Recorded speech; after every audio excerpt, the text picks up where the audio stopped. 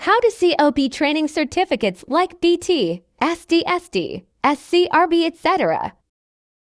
If you're excited about what you're about to learn, please hit subscribe to support my channel. Thank you.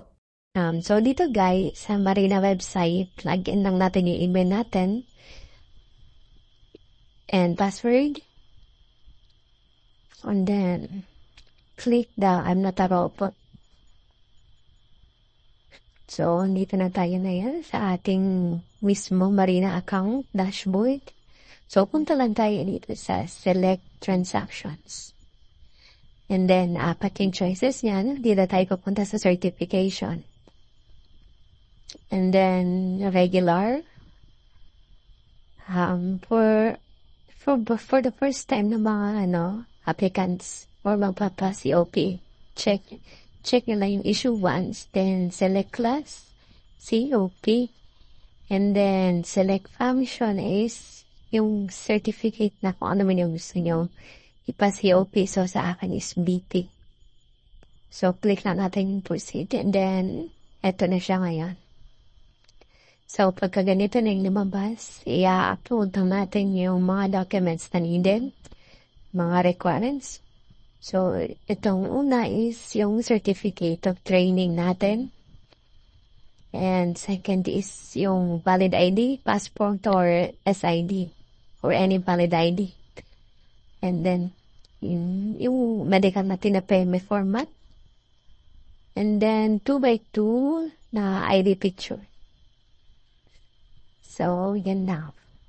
Click lang natin yung add attachment and then upload. Puna doon pa sa, sa folder nyo, sa file. So, i-upload ko muna yung akin, guys.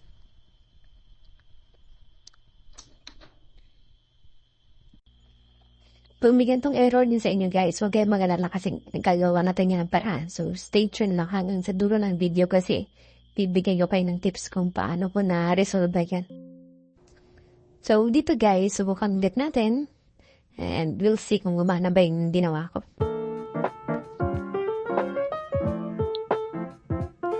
So, ayun, pumasok na yung una. Next.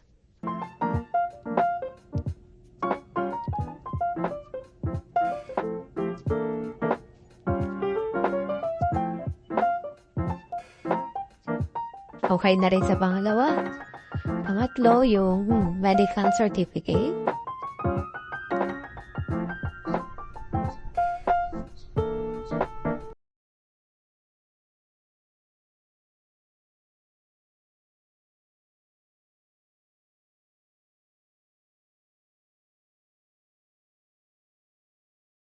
Last is yung 2x2 ID picture.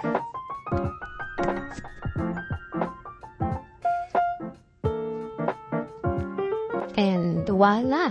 Successful lahat. So, double check lang natin. And double check ko lang muna lahat ng mga pinag-upload ko kung sakto ba.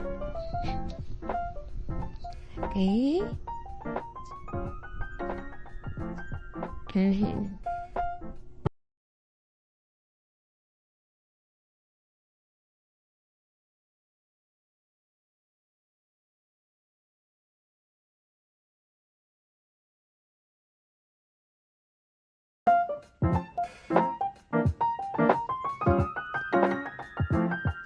And then, submit na natin. Confirm, yes. And application submitted successfully. So, ang sunod nito guys is for appointment na tayo. Click natin yung for appointment and then pili tayo na available na date para verify na ng Marina yung documents na in-upload natin. So, ang available na dito is 6.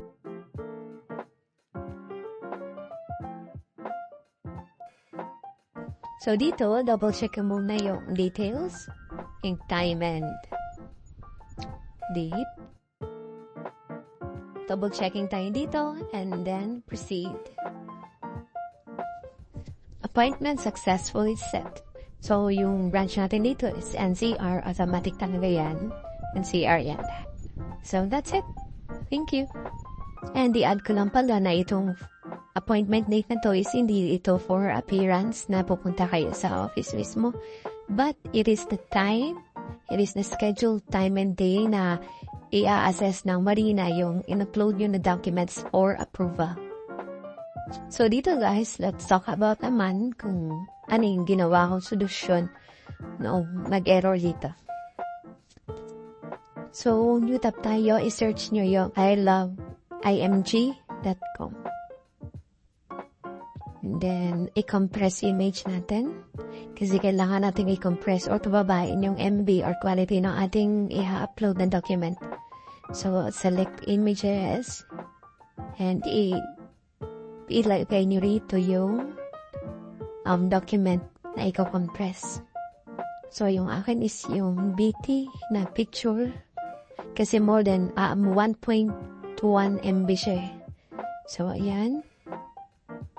Kina-compress na. Wait lang natin. So, makikita nyo 1.11 MB noon and ngayon is naging 800 KB na lang siya. So, subukan ko ulit. Kung magana na. 808 KB.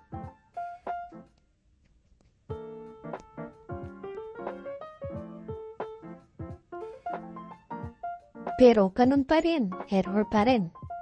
So, ito yung gawin.